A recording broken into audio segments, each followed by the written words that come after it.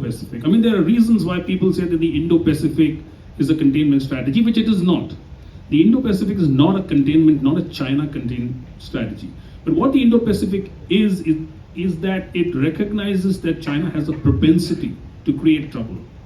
And what we're trying to do essentially is to ensure that China's rise is not to the detriment of other countries in the Indo-Pacific region. That's one way of putting it. You could say this is just diplomatic speak. It's really not. It's not as if we're going to send in the forces if the Chinese try something in Taiwan. Even there, we are going to be very thoughtful about what needs to be done.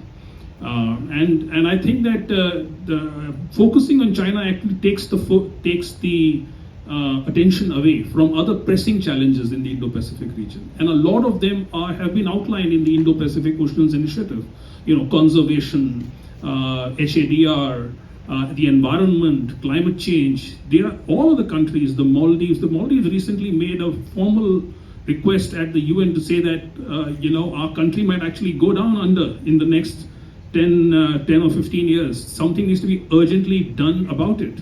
Similarly, the countries in the South Pacific all care about livelihood issues and climate change issues. So I think just focusing on China is not the right thing to do.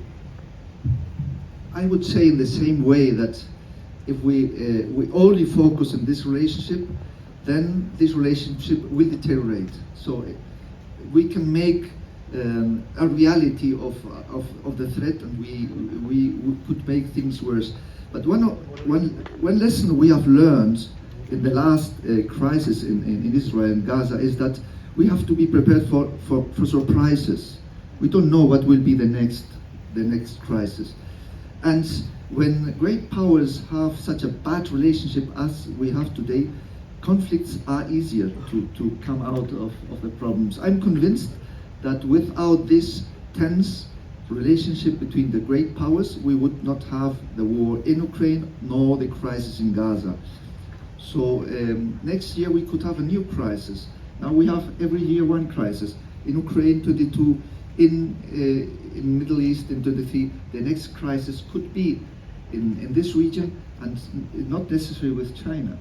So we have to look at the security perspective from a more flexible and a wide way.